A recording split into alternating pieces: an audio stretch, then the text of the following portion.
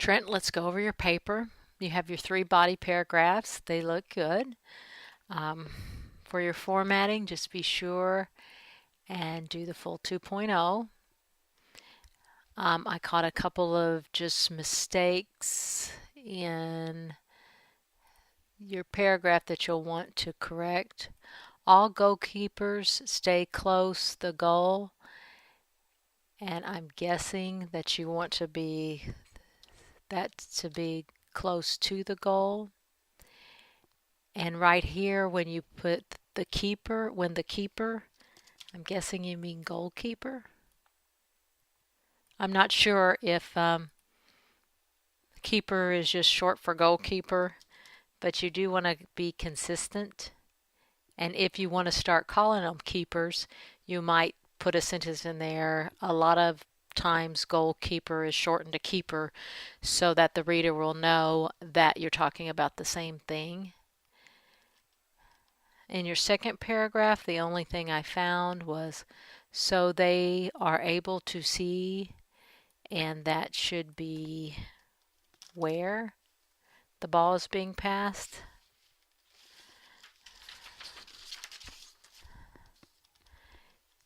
And the third paragraph, spending a majority of time near the opponent's goal, there will be several situations. And then the last down at the bottom, they are always surrounded by opposing defenders, comma. It is important that they know how to protect the ball. So you have 2 sentences here with the comma, which that's what we call comma splice. So let's go ahead and instead of using a comma to connect them, let's put a semicolon, because a semicolon is the same as a period, except the sentences are closely related, which they are in that case. Let me insert a page here. And let's talk about what we're going to work on for the next part. Well, that didn't work like I had hoped. Here we go. So we're going to work on putting the introduction and the conclusions in right now. And you have your body paragraphs. And these are your body paragraphs. So you have 1, 2, 3 paragraphs. And we're going to add the introduction, which is an upside down triangle, and the conclusion, which is a right side up triangle. And our introduction, we're going to start with a general statement, and then we're going to narrow it down until we get to our thesis statement, which is very specific. And we're going to do the opposite for our conclusion. So this is our intro. And for our conclusions, we restate our thesis, which makes it very specific. And then, I have it upside down here. And then we end with a general statement. So we start out very specific on our conclusion, and we end general. And that's our techniques for writing an introduction and a conclusion after we have the body paragraphs done. We have to do our body paragraphs before we write the intros and conclusions. So we're almost finished with all of the steps in writing a research paper. And so when we write a research paper, the first thing we have to do is pick our topic, and we have to narrow our topic down. And then we have to find our sources, and our sources have to have authors and dates, and then we have to outline our sources, and then we have to write our body paragraphs or drafts of our body paragraphs. And that's what you've done here. This is where we're at right now. You have already written your 3 body paragraphs. And after we write our body paragraphs, then we add our intro and our conclusion. And this right here is going to be your homework for this week. So this is for next week. And after we have it all written, then we're going to dress it up. and we're going to work on our formatting. I'm running out of room. And then we'll be done. And in our dress ups, I'm going to show you a new dress up technique called clinchers. But as you're writing and making some of those changes, just be aware that we will be dressing it up with our 5 dress ups, our ly, our quality adjectives, our strong verbs, our who, which, and our ww.asia. In the draft form, we don't need it. We just want to get our information down. And right now, you have all your information down. You've done great outlines. You have good sources. And now we're ready to add our introduction and conclusion. And I'm going to kind of give you an examples of your introduction and conclusion. And one other thing, when we have our thesis, we give each of our paragraphs a topic sentence, and it relates back to our thesis. So when we practice here, we're going to make sure our topic sentences of our paragraphs go with our thesis. So first we're going to write our intro, general to specific, and our specific is our thesis, and then we will take our thesis statement and make sure our topic sentences relates back to that thesis statement. And then the same thesis statement is going to start our concluding paragraph. Okay, let me get a blank piece of paper here. And let's work on writing an introduction, and so I can show you how it goes from general to specific. And you have chosen soccer as your topic. So we want to start as general as we can about soccer. And I do not know a lot about soccer, so I'm going to be making up most of what I'm writing. I don't know if it's true. And I know this isn't descriptive or narrative writing, which you can just use your imagination and make up things. And we have informational expository writing. But when you write it, I want you to use actual, real information that you know or that you have from a source. So when I write, just be aware that I'm making it up. I don't know. And I like to use times, 12 point, and 2.0 double space. And of course, when you turn it in again, also you want your heading, which will be your name, my name, your course, and the date. And you're going to want your running head also.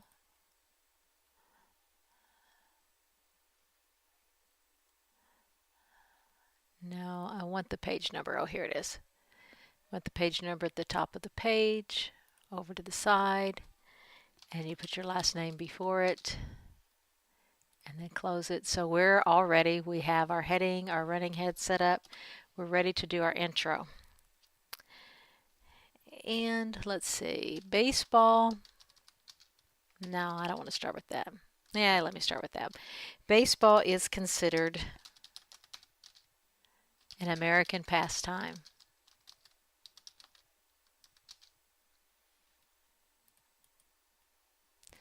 It didn't like that. Okay, American pastime.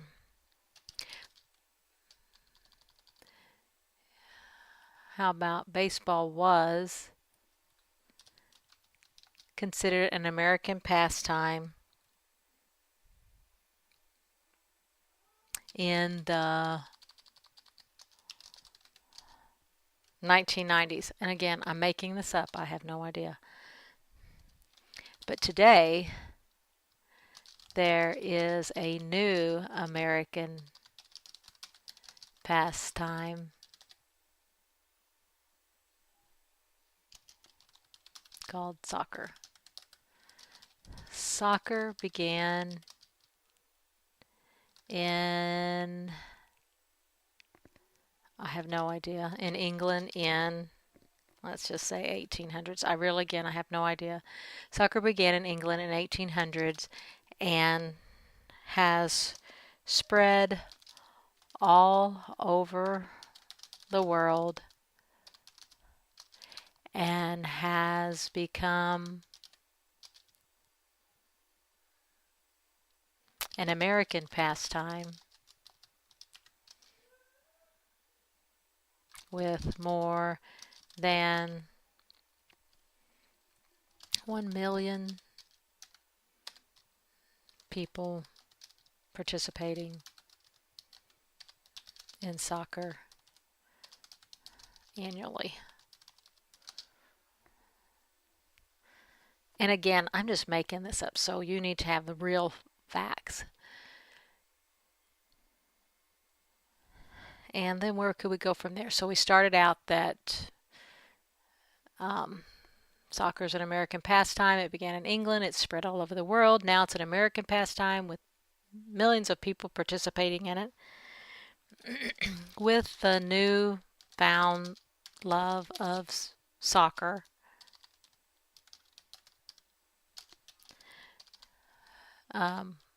players and fans have become educated in the different soccer player positions. Each soccer player on the field has a specific role to play.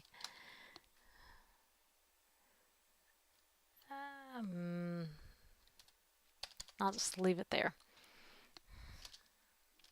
The three main positions of players include, or how about the most well-known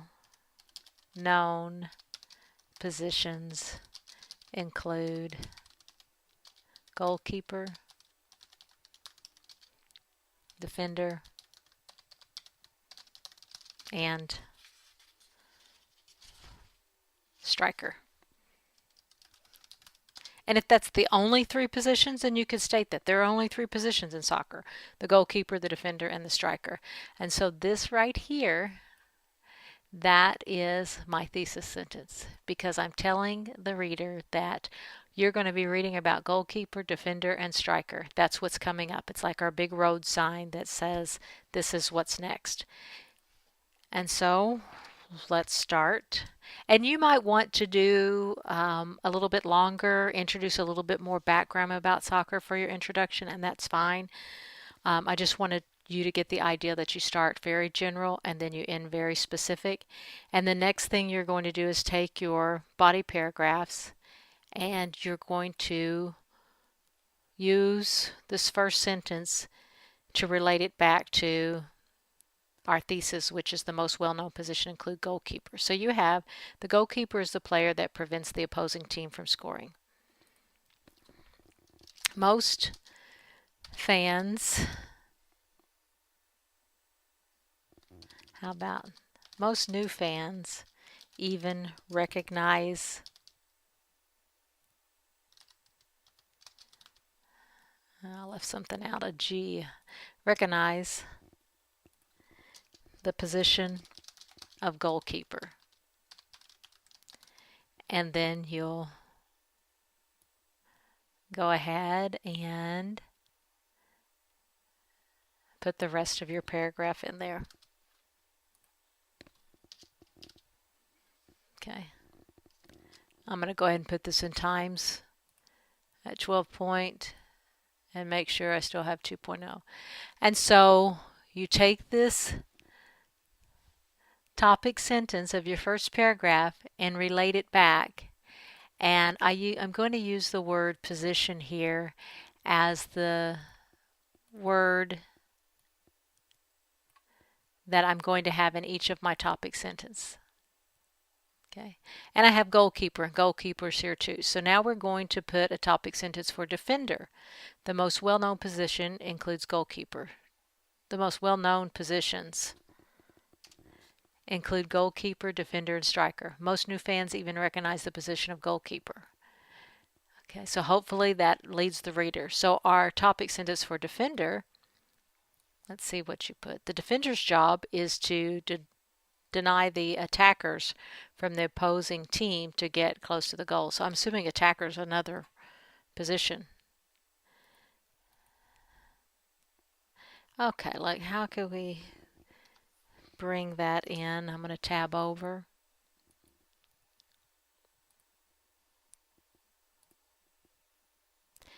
The defender's primary goal is to deny the attacker from the opposing team to get close to the goal. If the defenders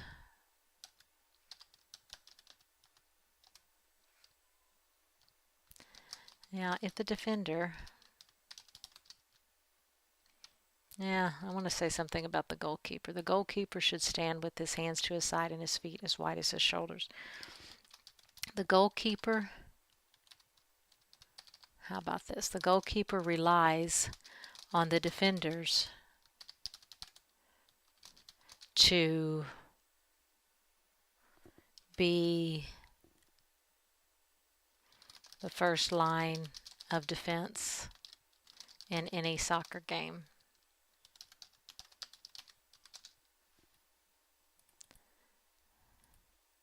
And then you could start right into this and just make those small changes.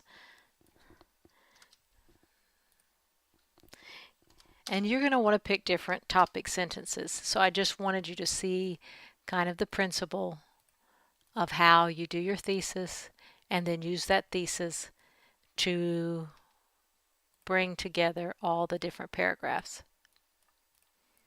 Okay, your last one is the striker is positioned highest up the field and expected to score the goal.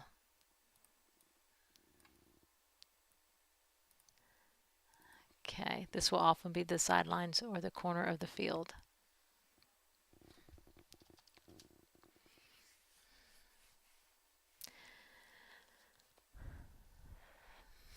How about with all the goalkeeping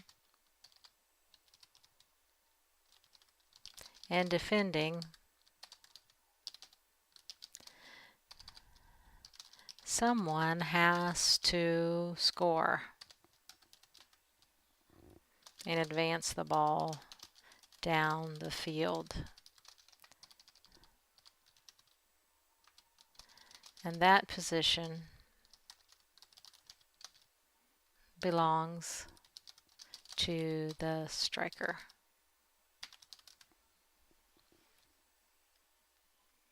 Someone has to score and advance down the field, and that position belongs to the striker.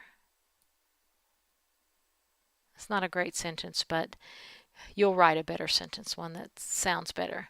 And that you know what a striker is. I'm not sure what it is. And then you will bring in the rest of your paragraph. Let's go ahead and do that.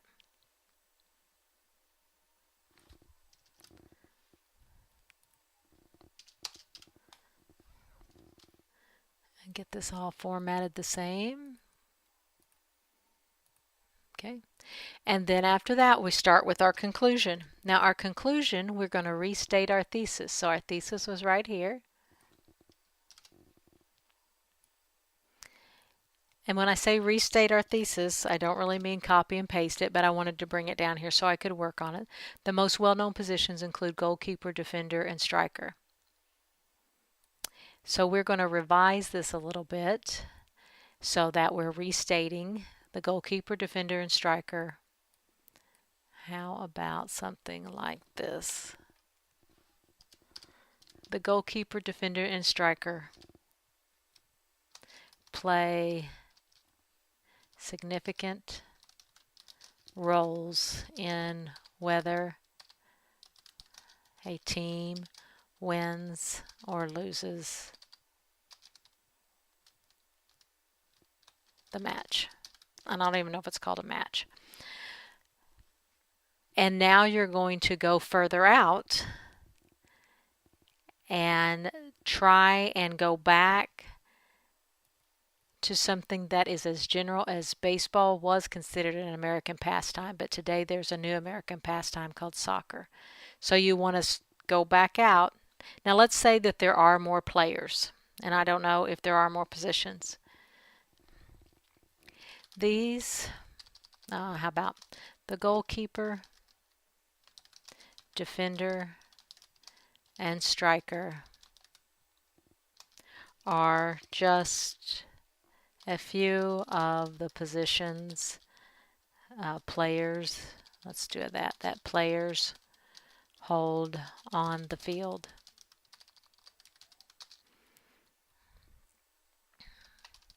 All positions are important for success, and each player must know their position and how it is executed during a game. Okay, so I went from goalkeeper, defender, and striker out to all players, and now out to a game. And now let's go out to the game to the fans or something.